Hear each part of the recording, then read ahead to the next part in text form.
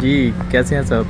Video का title देख के समझ तो आ गई होगी आपको कि मेरे पास भी हबको था और हबको के बहुत बुरे हालात चल रहे थे पिछले दिनों में और नीचे ही नीचे चलता गया था। बड़ी अनसर्टेनिटी थी कि उनके गवर्नमेंट के साथ कॉन्ट्रैक्ट के हवाले से क्या होगा। मेरे पास भी हबको के स्टॉक्स थे और अगर आप ये वीडियो देख रहे हो, पॉसिबल है कि आपके पास भी हों। तो काफ़ी मैं न्यूज़ देख रहा था, लेकिन आज बड़ी क्लैरिटी आ गई है क्योंकि आज गवर्नमेंट की आईपीपीज़ के साथ मीटिंग हुई है और उन्होंने एक कॉन्ट्रैक्ट जो उनके थे, जो एक्सपायर होने थे मार्च 2027 में, उनको ख़त्म किया। तो अभी मैं काम से जा रहा था, मैं सोचा कि रास्ते में बैठ के ना इसकी वीडियो मैं बनाऊंगा। और मैंने कुछ और वीडियोस भी देखी हैं, मैंने रिसर्च भी की है। बहुत सारे लोग क्लियर पिक्चर नहीं दिखा पा रहे और बड़ी अभी भी मैं कहूँगा अनसर्टेनिटी है। लेकिन जब मैंने कुछ रिसर्च करना शुरू की तो मेरी अनसर्टेनिटी जो थी वो भी थोड़ी कुछ मुझे, मेरे जो सवाल थे उनके मुझे जवाब मिलना शुरू हुए।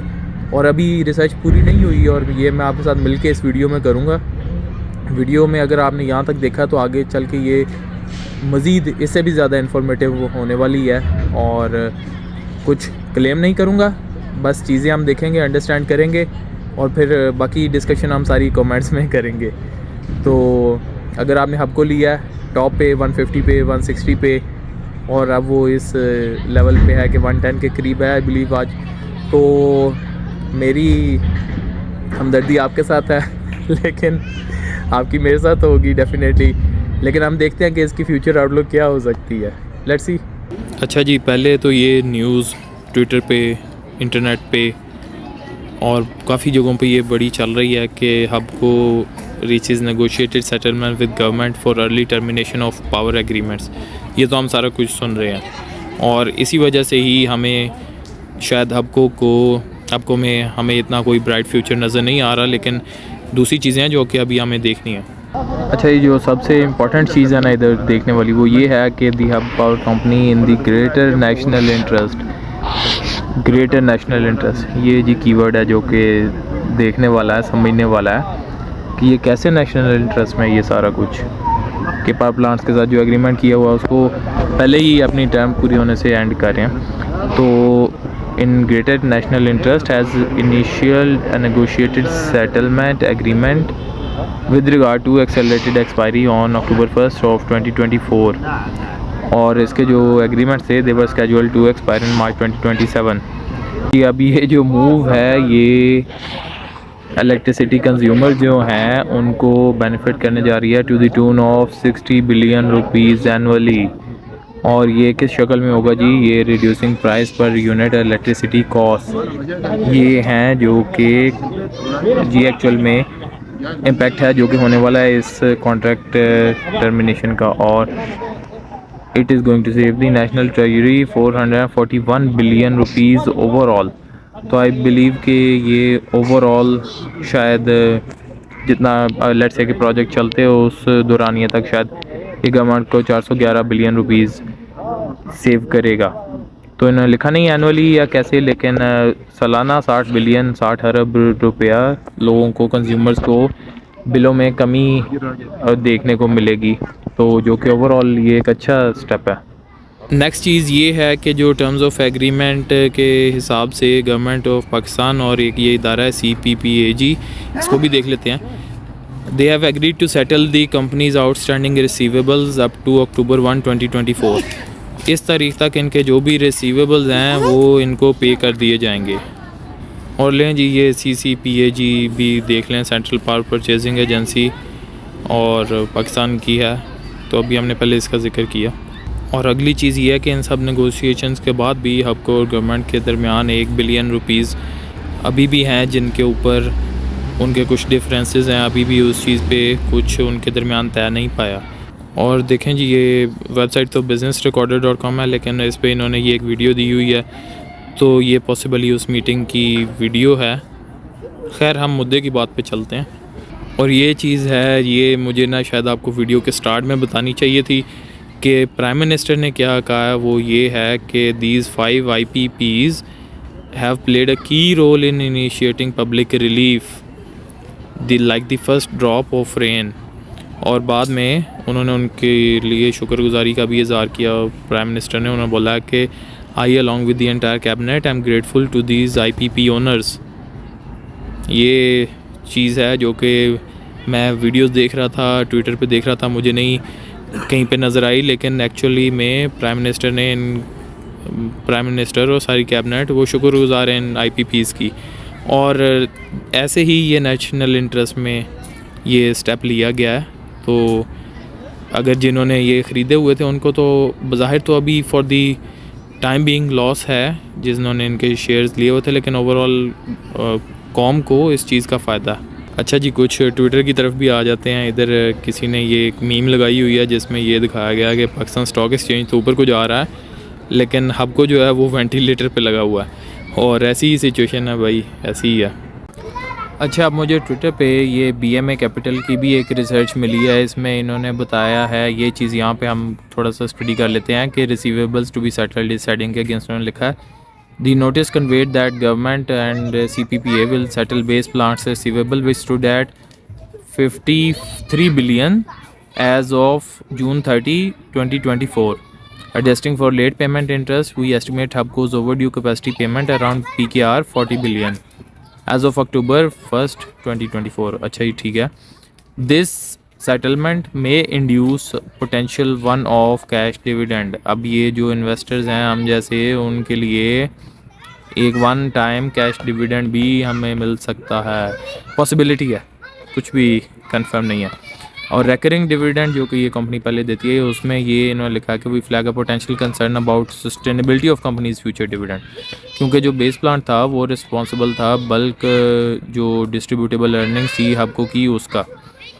और बाकी इनके फ्यूचर में भी कुछ हैं BYD के ऑपरेशंस और इस तरह, लेकिन खैर फॉर द टाइम बीइंग जो रेकरिंग डिविडेंड है उसमें वो अनसर्टेन है, उसके बारे में कुछ भी नहीं हम जानते। अच्छा जी, एक और ट्विटर अकाउंट से मुझे ये कुछ चीज़ें पढ़ने को मिल रही हैं, आप भी ये पढ़ते जाएं कि आई थिंक आपको manage to pull off a good deal, ये जावेद याकूब की इंटरप्रिटेशन है। तो they will receive all previously billed invoices without any haircut और एनुअल रिसीवेबल और AR। Let me know in the comments ये क्या as of June 2024 was 52 billion rupees. Add around 6 billion for the Q1 2025. They will receive 58 billion from government of Pakistan soon. अब जावेद याकूब की एक और post है, इसको हमें थोड़ा डिटेल में पढ़ना पड़ेगा। मैं इसको लैंडस्केप मोड में कर लेता हूँ, उतनी देर में हम ज़रा पार्क भी घूमते हैं। अच्छा, उस दौरान आप लोग यार मुझे ये बताएं कमेंट्स में कि एक हबको जैसी कंपनी जो कि बड़ी अच्छी जा रही थी और गवर्नमेंट के फिर कुछ डिसीजन की वजह से अचानक सारा कुछ चेंज हुआ है, तो व्हाट डू यू थिंक कि do you still trust the management? आपका क्या ख्याल है इस बारे में? What do you think about their future? तो क्या वो अगर दूसरे बिजनेसेस में आएंगे क्या वो अच्छा परफॉर्म कर पाएंगे या नहीं? Late me know in the comments. और अभी वापस उस ट्विटर पोस्ट की तरफ चलते हैं। अच्छा जी, तो ये जावेद याकूब ने बड़ा अच्छा एनालिसिस अपना कुछ दिया हुआ, कुछ अपने ओपिनियंस दिया हुआ है। So my 2 cents on Hubco negotiation. 2 cent मतलब इनकी अपनी ओपिनियन। खैर, Hubco management navigated well through the trouble waters. ठीक है जी, ट्रस्ट द मैनेजमेंट इनका एक पॉइंट है। दूसरा ये है good for minority share holders, और क्योंकि हबको को अपने पुराने रिसीवेबल मिलने वाले हैं। और this might result in a heavy dividend और रीपेमेंट ऑफ प्रीवियस लोन। तो हैवी डिविडेंड जो है वो अभी हमने एक और भी एनालिसिस में देखा कि डिविडेंड मिल सकता। फिर इफ़ दे डोंट, ये मीटिंग से एक्चुअली पहले का है, तो उन्होंने लिखा कि if they don't agree to terminate the contract Hubco will sue for the full payment until the contract expires, जो कि अभी ये सिचुएशन नहीं हुई। और ये चलते हुए आगे उन्होंने लिखा आपको as 3 power plants with the Chinese investments, they will hide behind the Chinese investor and not renegotiate them. They will continue to receive the capacity payment till 2052. ये चीज़ ज़रा देखने वाली है। अगर किसी को ये चीज़ समझ आ रही तो मुझे कमेंट में लिख के बता, नीचे डिस्कशन करते हैं इस पर। और आगे उन्होंने एक और चीज़ लिखी है कि 5% of Hubco's revenue come from oil exploration operations, और the company will also be entering electrical vehicle business, so it will continue to grow. तो यही अभी मैं आपसे पहले पूछा था कि एक कंपनी जो कि अच्छा बिज़नेस करती आई है, उनकी मैनेजमेंट तो क्या वो दूसरे बिजनेसेस करेंगे तो क्या उनमें भी उनको अच्छा परफॉर्म करेंगे? Do you trust their management? मैं अपना बताऊं तो I am going to hold Hubco for now. ये मेरा, लेकिन आपने ज़रूरी नहीं आप ये करें, ये सारा कुछ देखें, ख़ुद भी पढ़ें। अच्छा यार, चलते चलते अगर आप आखिर में इसको कंक्लूड करें तो सीन ये है कि हबको बड़ा अच्छा परफॉर्म कर रही थी, और लेकिन एक दचका लगा है इसको, कंपनी को। और फिर भी आई बिलीव कि एक कंपनी जिसमें हज़ारों लोग काम कर रहे हैं और वो उन्होंने गवर्नमेंट के साथ नेगोशिएशन भी की है, तो डेफिनेटली उनके अपने भी प्लान्स होंगे फ्यूचर के हवाले से, और इतना आसानी से तो वो कोई लॉस नहीं बियर करने वाले। और जैसे कि हमने देखा, they are doing it for the greater national interest, ज़ाहिर हमें ये बताया जा रहा है। तो खैर, इनके और भी बिजनेसेस हैं जो कि चल रहे हैं, और भी पावर प्लांट्स हैं वो भी चलेंगे, लेकिन जो उनका मेजर प्लांट था उसके हवाले से ये सारी न्यूज़ और ये सारा कुछ मामला चल रहे थे, और जो कॉन्ट्रैक्ट ख़त्म हुआ।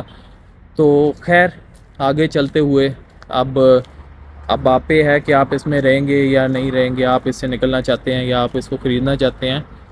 तो कमेंट में आएँ, डिस्कस करते हैं इसको। और अभी खैर मेरा टाइम है जाने का, तो मैं फिर चलता हूँ।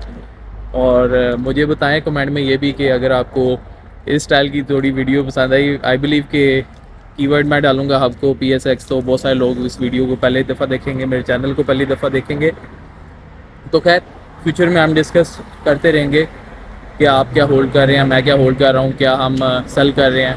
तो let's see how it goes, ये इन्वेस्टिंग जर्नी कैसी जाती है। अलबत्ता जो हबको के वाले से सारे मामला मैंने डिस्कस किए हैं, कुछ और भी फ्यूचर अपडेट्स हुई तो मैं आपके साथ शेयर करूँगा। कुछ आपके पास आपकी ओपिनियन है, कुछ आपके पास सॉलिड न्यूज़ है, तो बाकियों के साथ भी सबके साथ कमेंट्स में लाजमी शेयर कीजिएगा। और अगर आपने वीडियो यहाँ तक देखी तो I am really grateful to you, और I look forward to talking to you down in the comments.